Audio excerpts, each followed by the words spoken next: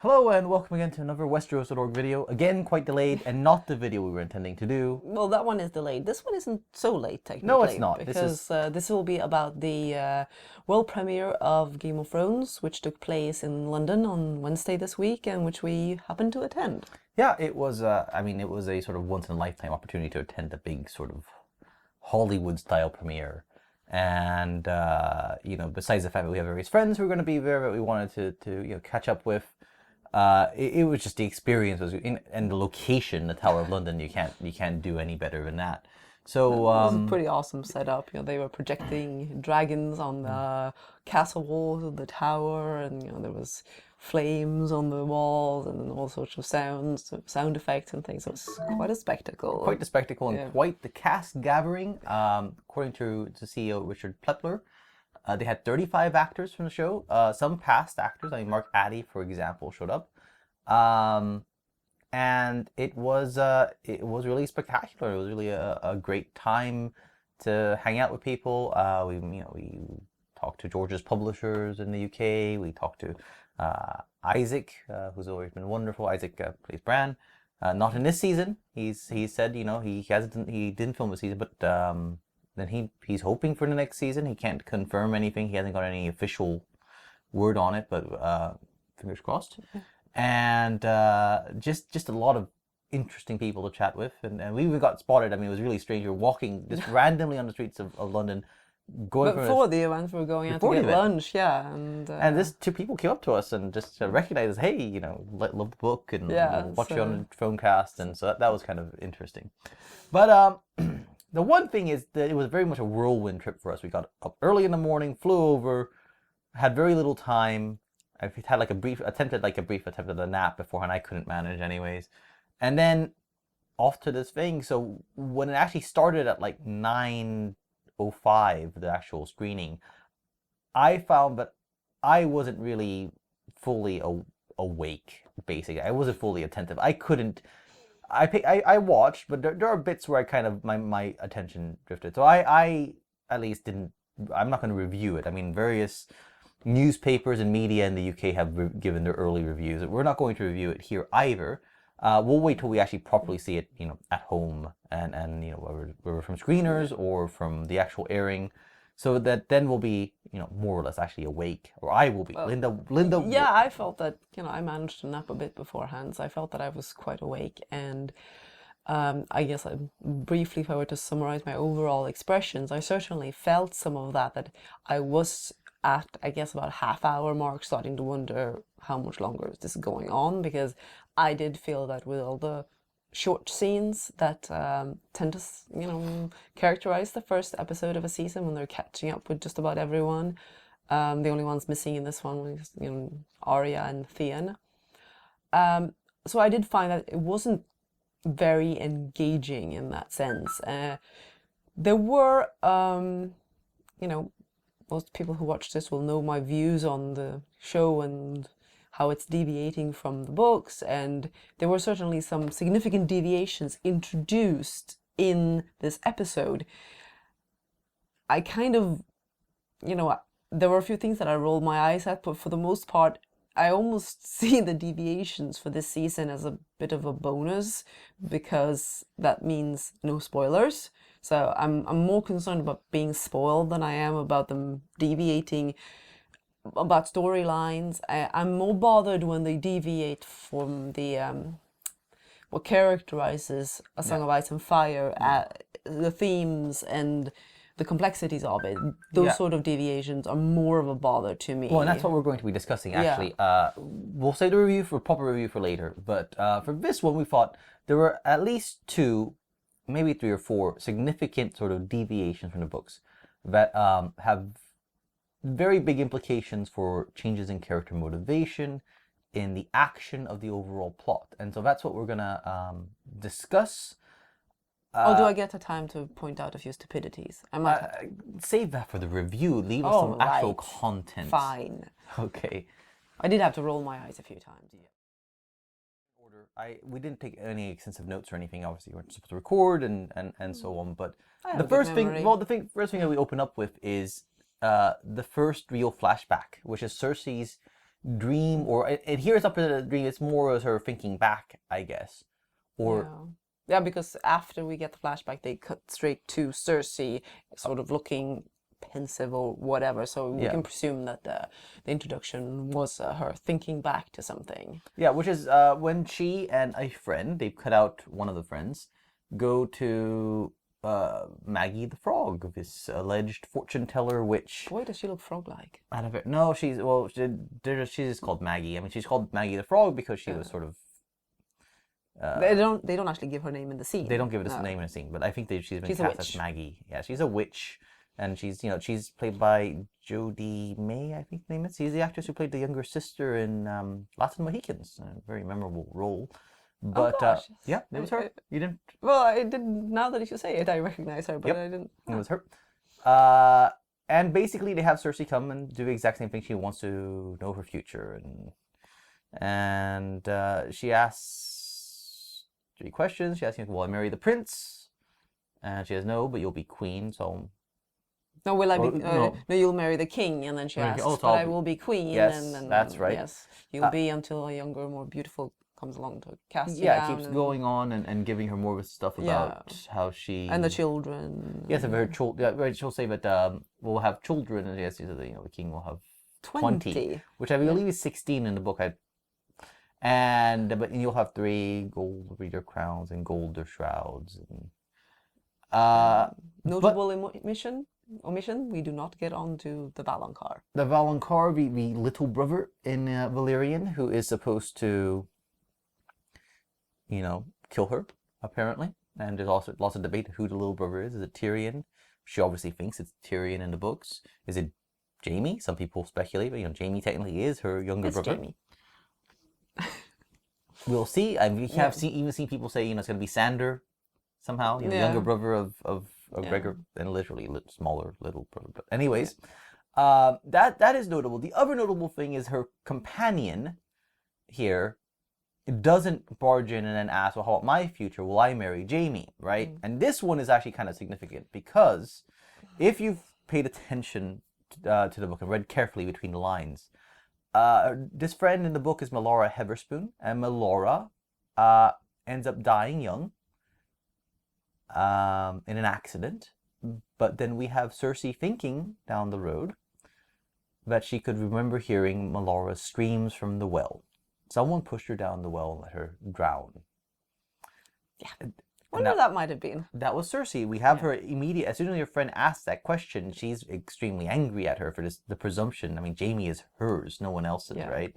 So she's jealous. In the book, it's very clear that Cersei murders Melora. Yeah, which as a child, solidifies the fact that Cersei is a born sociopath. Yes, she's certainly on that scale. I mean, I think one that fits very well is her narcissistic personality. Yeah, which she has, absolutely. But, most people with a narcissistic personality don't go so far as murdering people, especially as children. So, and so this seems to be dropped entirely. This aspect of her, but this is, of course, it is. We're whitewashing Cersei. They're whitewashing Cersei, and please, don't go telling us that we're using the term wrong. Look in the dictionary for what whitewashing means, because I can't even. No.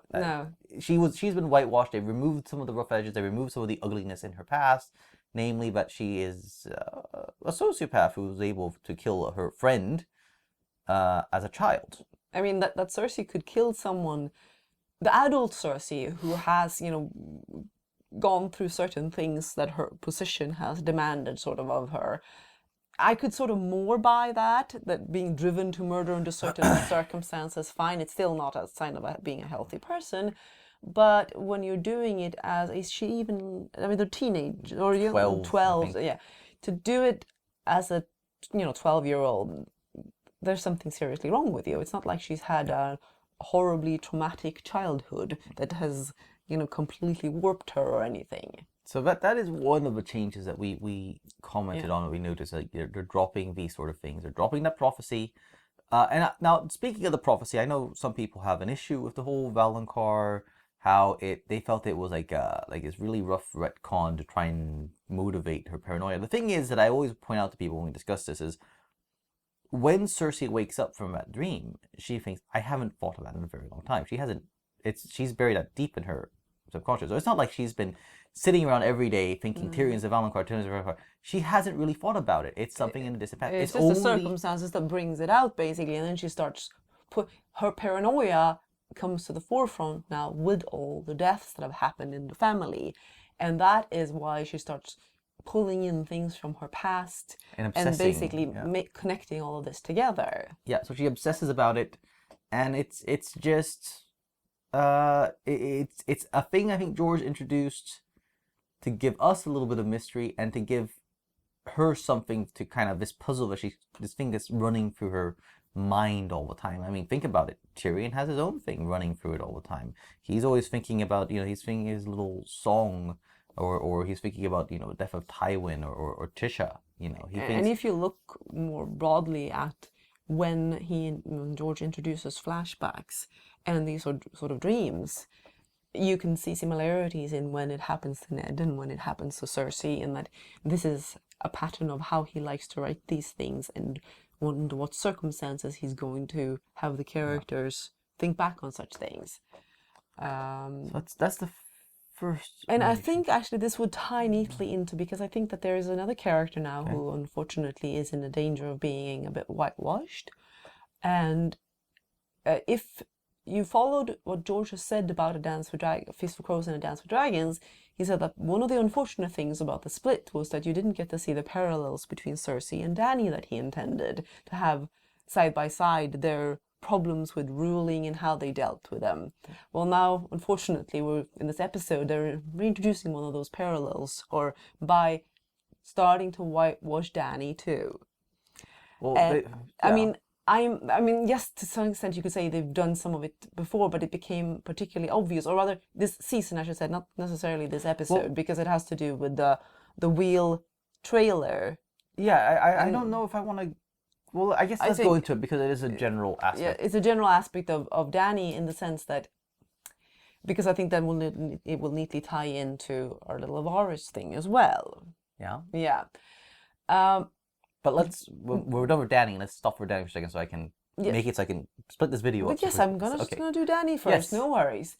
Dany, in that trailer, starts talking about how the wheel is turning, and the one is on top, and then they fall down, and then it's all crushing the ones below us, and the small folk, the downtrodden. And now we know that Dany is very concerned with those who are less fortunate, and because of her past, and that's nothing wrong. That fits what she does in the book. She is looking out for people. Like in this episode, she's arguing against reopening the fighting pits, even though there are people who give sound arguments for why it should be done technically.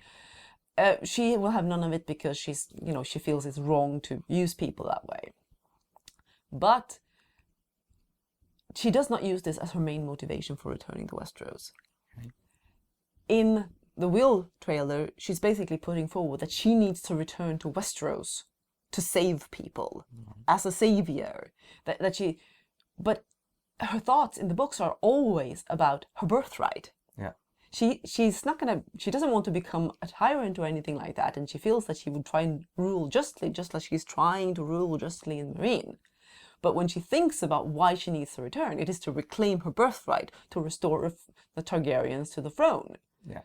So it feels like they think that that's somehow not palatable for their audience. That having somebody conquering Westeros with, fire and blood, lots of it. It's going to take a lot of fire and blood to conquer Westeros. And having somebody say that they're doing it because it is their birthright clearly isn't something that they want to do. True. It is a bit of a problem. I mean, it makes her less complicated, because you don't get... Show viewers don't really have, I think, any question about her being the right one to rule. I mean, I guess there'll be some Stannis fans here, of course, among show viewers, like show-only viewers. But for the most part, I think the way they take it out of it is Dany is righteous. She's a good person. Is the right person to do it. So having the complication of that, the reason she wants it is so driven by the personal, it's my right, and, revenge against those who have destroyed my family. I mean, they'd had it in the second season when she was shrilly shouting about taking what's hers with fire and blood. And then they seem to sort of started stepping back. She's learning something else. And the thing is, even in the books, while she is learning to look out for people as a ruler in Meereen and try to do the right thing, what's in her mind, she's still thinking about her birthright. Yes. She's still thinking about how she has to go to Westeros because it is her destiny, and she's, the Targaryens are supposed to be on the throne, and Robert is an usurper. Yeah. So it's that hasn't disappeared, but there's obviously a lot of stuff they can do going forward in this season with the issue in Meereen to make her more complex. But I mean, all these things put together make me very doubtful that we'll see the end of A Dance with Dragons as it is in the books. That Dany will be at that point. Yeah, which is the point. In the novel, I should have said to be all spoilers here, but A Dance with Dragons spoilers. I mean, at the end, Dany is realizing that she's not a peacemaker. That's not her place. She's a conqueror. She's there to conquer. She's and that is in some ways a kind of a dark lesson. Where she basically identifies herself with her dragons, that they're not made for peace, and neither is she. Yeah. So so now we're going to move on to the other, I think, really big change. Yeah, which sort of follows in the same footsteps here. So but the really other big change for us was Tyrion and Varys. Varys specifically. Now here, it's shot really. I mean, it's good scenes. Peter Dinklage is firing away at all cylinders. Conleth Hill is absolutely fantastic. Michael Slowitz, who directed this first episode, has a great shot of Tyrion inside the box. But he did some nice, generally angles. I thought when they pulled down the harpy as well, the way he was falling down. Well, but that's a visual effect. I don't know what role the director has in helping to plan out that. It's not literally. But it seemed to fit into the idea of giving sort of slightly. I mean, certainly Slowitz, I believe, has directed on Breaking Bad. Breaking Bad was known for its kind of interesting choices in cinematography. So I need to find out who the cinematographer is. But in any case, the big thing is in the last scene, and this is a scene you've seen clips from, where Varys is telling him how the realm needs someone who has the right family name and all these things, and where do you find him, and who then said anything about him? It's quite clear, Dany. Before he gets to he gets to this, he explains. I mean, when he said, "This is the palace of Valyria Morphotis, a friend of mine," and he explains that they became allied or partners through acquaintance of mutual individuals. Mutual acquaintances brought them together. Yeah. People who saw that Robert was going to be a disaster and needed to prepare a way to save the realm from the predations of those who were sort of turning Robert's rule into a disaster or whatever. Now this is to save my country. To save my country, our country. I mean, they literally our country, country. I don't know, country. It was my country, which was particularly odd, given that he's not really Varys' country. But hey. Yeah, I literally turned to Linda. Like, WTF. Now here's the thing. We've known all along that he was going to support Dany, but this shows that they've cut out a certain storyline. Yeah. But we never really thought through the mechanics of it. And the mechanics are now not that he and Illyrio are there for sort of more complicated reasons, but very straightforward. Well, Robert's a disaster. And now of course you could raise the question, like, why is Illyrio involved? Why does he care? He's a Pentoshi. Yeah. Right? He shouldn't, so maybe he's just looking for a profit from this. And by the way, Robert is a disaster, in particular for the small folk as well. So that's how sort of Varys puts it forward, that they need a ruler who, is not going to be stepping on the little people any longer. And so that it changes a lot. It's kind of akin to Littlefinger's brothel speech, in a sense that Varys all of a sudden comes out and lays out exactly what he's about on the show, which is not particularly complicated. I mean, which raises all sorts of questions about what he's actually been up to in the past. Yeah. Because are they then cutting out entirely that Varys was responsible for driving Aerys mad, or partly feeding his paranoia and causing causing the rebellion and causing all this destabilizing of the realm? Yeah. No, instead he seems to be entirely altruistic, who's seen this the realm being destabilized and wants to do something to right things, which suggests that, he would be a complete Targaryen loyalist who apparently would have been backing Aerys, I guess. Yeah. And now all of a sudden, Robert was so terrible for everyone. Never mind that Robert wasn't going around. Well, they could do something like, he tried to destabilize things by getting rid of Aerys and hoping that Rhaegar would take over, I suppose. And then he feels guilty about Robert ending up and doing a bad job. It's not like Robert was going around murdering small folk to left and right. Yeah, I mean, obviously, there's a bit of speculation involved because we speculate some of the things about what Varys is actually up to. Because, like in the book, it's still a bit mysterious, right? Yeah. And you have to read between the lines, and you have to kind of put some disparate pieces together. And what we believe and what many others believe on the forums is that Varys and Illyrio have plotted to get Aegon on the throne for their own reasons, but aren't necessarily just the good of the realm. No. It could be that Illyrio, we subscribe to the idea that this is Illyrio's son. Aegon is actually Illyrio's son. I've seen some people go so far to say it's Illyrio's son, but Varys doesn't know it. No, I don't buy that one. It's Illyria's son by Varys' sister, because Varys was the last male of the Blackfire line, and he got castrated to remove him from any claims to the throne. And sold to slavery. Yes, and his sister ended up being sold to a pleasure house, and then ended up with Illyrio, and then there you have it. They are, they're looking out for the Blackfire name. That's the theory anyway. I think it's pretty solid. I think there's a lot speaking for it.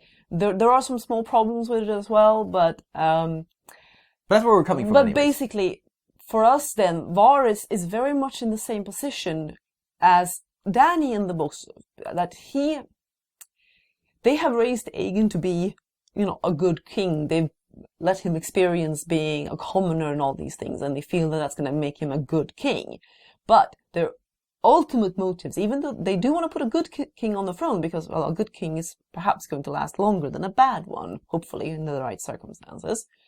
But they are still thinking ultimately about putting their family on the throne, just like Dany.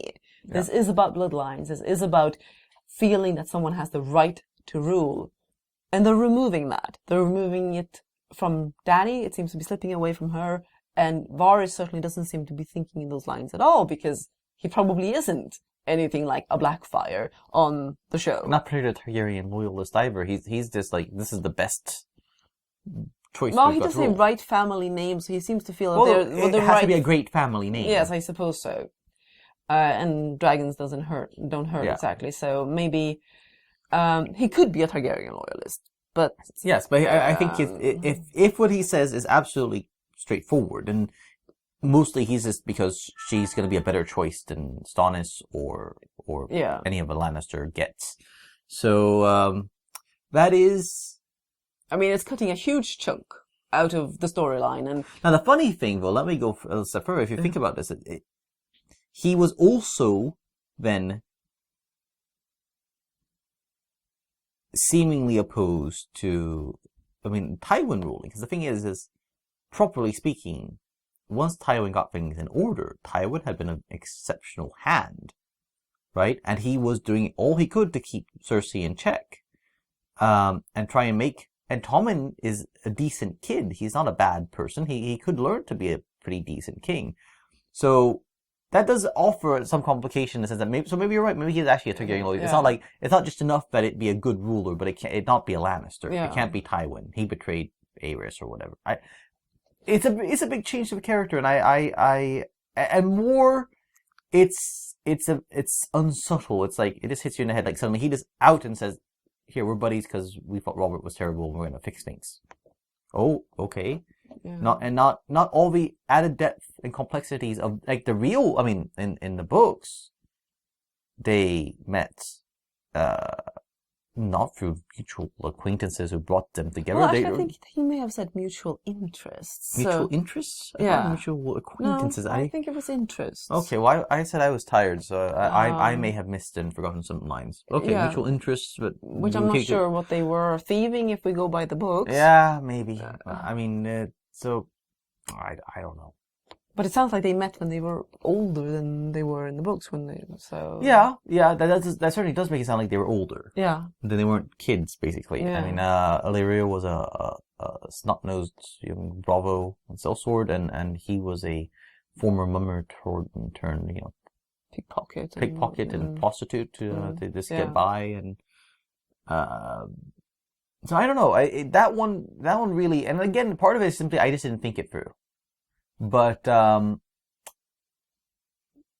so I'm sure other people aren't going to be surprised. Like, oh, that makes sense. But it's also simply it was just so bold and out there, like boom. And I think it just feeds into this whole thing and shows that they're so very much about streamlining and simplifying things at this stage. Yeah. And we've seen them talk in interviews about they need to give people what they expect, which is, more of the same, as in bigger, badder, gorier, sexier each season. And we know where that landed, True Blood. So I'm quite concerned in that sense about them going off book, in that I don't think they have a good grasp of the sensibilities of the story. I think when they've tried to write all original elements, they've been very weak all along. They might be very good at adapting some bits when they stay close. They've done a fine job of adapting, but I don't trust them at all as storytellers. I just think that they are far too much about... Well, so long as they have George's map to go by. I mean, the storytelling aspect is somewhat taken care of because they have a very good story. It's just also about character motivations and how you get the characters from A to B. If the map is largely about pointing out A and B, then they still have to write the characters and their journeys, and they like to simplify things. They do simplify things, and part of it is obviously the necessity of cutting out some characters. And so they have to streamline. They can't. Well, they didn't necessarily have to streamline so much that they ran out of material. But no, they didn't have to streamline so much. But they do have to streamline. We have to. So we agree on this. Absolutely, but here the amount of streamline and where they choose to streamline. Yeah, that's here they've cut out so many things that they basically reducing A Feast for Crows and Dance with Dragons to a single season. Except for the stuff that was already used up in the previous season. Technically, it's basically a season and a half. Yeah. 2 books. And that's landing them without material. And maybe they wanted to be in that position. It kind of looks like they wanted to be in that position to some extent, to be able to do more of their own thing. Yeah, but as you said, you don't want to be spoiled. So no, I'm just saying. I'm just wondering about their motivations for. Maybe that's what they're feeling as well. Maybe they feel like they want to give George the benefit and of doing a rather different story. Like they in the interviews. Blinking at us, by the way. Yes, but in the interviews they've said that they do kind of want to get to the same end point, but they could be for a different, more streamlined path. Yeah. So we'll see. Perhaps. So one more big change we're going to discuss. The other big change is Mance Rayder. Mance Rayder actually dies. Yeah. That is a very in A Dance with Dragons. You see. Can I say good riddance? They didn't seem to know how to use him, and he... I like Kieran Hines, at least before this. I thought he would have... He was miscast. He was really, really miscast. This wasn't the role he should have been in, I think. If they had gone to him season 2 and said... Corin Halfhand. Or even if, Stephen Dillion's been fantastic, it said, maybe he could play Stannis. Maybe. I think he wouldn't look the right age, but maybe. Yeah. But this Mance Rayder is not the character for him. I mean, they lost a lot, I think, when they went this route, because then they shaped the role to fit the actor, and so as they did with some other characters like Cersei. Are you gonna do a Stannis gritting your teeth? But anyways, so he's actually dead in the Dance of Dragons. We see his death where he first comes off all cocky, and then he starts screaming "No, no, no" when he realizes that he's really gonna die. And Jon Snow, as Lord Commander, orders his men his bowmen to kill him after, rather than let him roast alive in a slow, ugly death. Relatively slow and ugly death. And then later we find out because apparently Melisandre doesn't subscribe to the way that they usually burned people, which was, I think, suggested that they often used wet wood on top so that the smoke would actually asphyxiate them really quick. Yeah. But and then later we discover that that was actually not Mance. That was Rattleshirt in the Glamour, and in fact the Rattleshirt that everyone's seen since then is actually Mance, and she's kept him alive for her own reasons. And Stannis doesn't know about this. She lets Jon know, and there's this whole thing where he's gonna go off to do. I had certain somebody things. ask me on Twitter whether we thought that this was possible, that they had done this, and This is well, I suppose it is technically possible, but they left. Not, I wondered about it when we got to these scenes. I watched the scene very, very closely. All the scenes with Mance, I watched very closely to look for any sign that they were doing this. And no, I'm convinced that they actually killed him. No, I mean because he talks, and I mean Yeah. in the book that Rattleshirt as Mance doesn't really get a No. chance to say much of anything. I think glamours don't extend to. And it doesn't extend. I mean, they could say, oh, her magic allows her to kind of force him to say words, Yeah. but no, this is Mance. Mance makes it very clear that he's not kneeling because his pride. He's terrified of burning, but he's more terrified of becoming less of a man by kneeling and by compromising his beliefs. And then he tells Stannis, this whole speech, he wishes him well in the wars to come. And he's prepared. It's just too clear. It is actually man. So there is another storyline for Dance Dragon that just disappears. It's gone. And Aegon is gone. Cersei worrying about the Valonqar is gone. Doesn't mean that the little brother, whoever it is No, we going to see her ultimately... obsessing about Tyrion already. Yeah. So. So she is obsessing, but they have made certain choices, and by removing Aegon, I said I was waiting until this season to really see what they were going to do with Aegon. Or technically, I said they couldn't choose him as late as 6, but I think it's quite clear that it's there's gone. no way now. I think that There's no room for it. It's done with. That's not happening. Or at least. Maybe if HBO gets its way and convinces them, let's do this 10 years, then they'll have to go and somehow awkwardly work it back in. It's not like we've got the people who are speculating that they're somehow foisting his part onto Trystane. I don't want... That's for another video entirely. Yeah, We'll see when we see him. I sincerely hope not. It would... It's just weird as hell. But the stuff that they're doing with Dorne is already a weird disaster. as hell. And, Yeah. So... Fortunately, there was no Dorne in this episode, and which is very sad for me to have to say fortunately, because it would be the thing I would really look forward to the most. But, I'm going to have a lot of things to say about Dorne this season. Probably. It'll look good. Yeah, I think. that's about it. I'm looking forward to Alexander Siddig. Yeah. But yeah, anyways. So this really struck home, like right off the bat, they're kind of hitting you, the book readers, right over the head. Like, we're cutting out some big things, and we're streamlining this significantly, and we're not going to be subtle about it. We're not going to try and play coy. We're not going to... Which is funny because they play coy about other things, but hey, that's also for the review. Yeah. So, I guess there's another thing technically that they also cut out in the sense that the backstory with the Sparrows just show up in the city. And there's no build up to... All of a sudden, there's Sparrows all over the city. No, it's true. I mean, and Lancel has turned into a fanatic. Right off. Yeah. No. So we don't see, because we didn't have Brienne's journeying around and running into and seeing sort of the effects on the small folk, which is funny considering how they have both Varys and Dany being concerned about the small folk. Yeah. They actually don't show all that much of their suffering in the way that A Feast for Crows shows it. But here we just have Sparrows all over the city. This is very... they in the book, this to say, in A Dance of Dragons, they start off like immediately on Tywin's death. Cersei is woken up.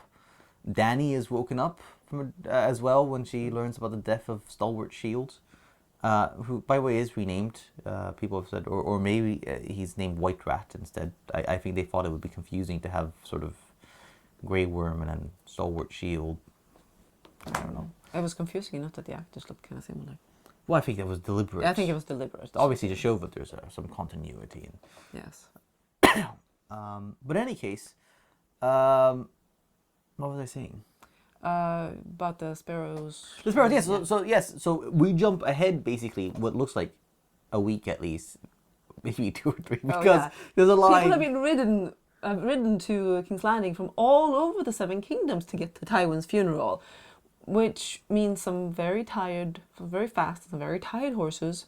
Northerners and Dornishmen. Yeah, or a very stinky Tywin, He looks really well preserved. Actually, that's another thing. They're not really playing with his No. rotting, actually, which is interesting. That I thought that would be something they would love to play with. But It's true, but Charles Dance probably said no. Then again, they did say in the last season that it was like a week or two to the wall. Didn't BN say that?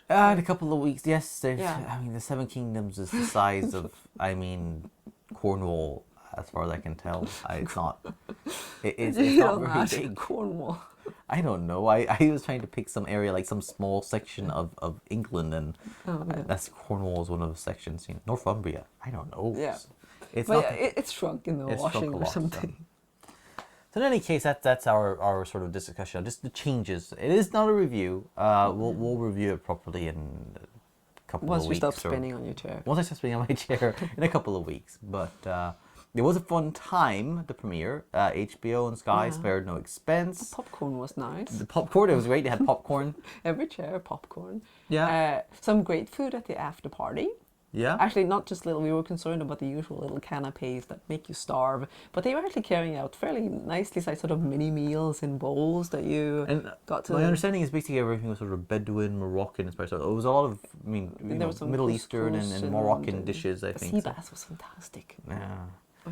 But it was a great time. A lot of beautiful people to look at and chat with, and it was a really good time. So. So we appreciate that. And the setting is just, again, fantastic. Yeah. So, but we'll see. We'll see how everyone else takes the first episode. I mean, a lot of reviews thought it was really well paced. There's a lot of scenes. There's a lot of fairly short scenes. Yeah, some characters. There's a couple of storylines where I thought like maybe we should have moved it to another episode instead, just to give a bit more substance. But it just felt like there was meat lacking. But it's every first episode, basically, other than like I guess Winter is Coming, has been like this in the sense that they have to introduce so many people. Like the low point was the second season opener because there they really tried to do way too much. Yeah. And each season since that they've tried to. Third season, fourth season I recall thinking fairly positive. They got pretty close to doing as well as they could do. Yeah. I think this one isn't quite on the level of the fourth season. I think it's a little worse. They tried doing a little too much, but it is a nature of the beast. They can't really do anything else when they have to reintroduce and kind of bring people up to speed again. So it's just the first episode is never going to be a huge jaw dropper, deep dramatic episode. No. You're always gonna have to wait one or two before you get to that point. Yeah. And on that note, we'll close this and we'll try and get more videos done soon. Until then, bye.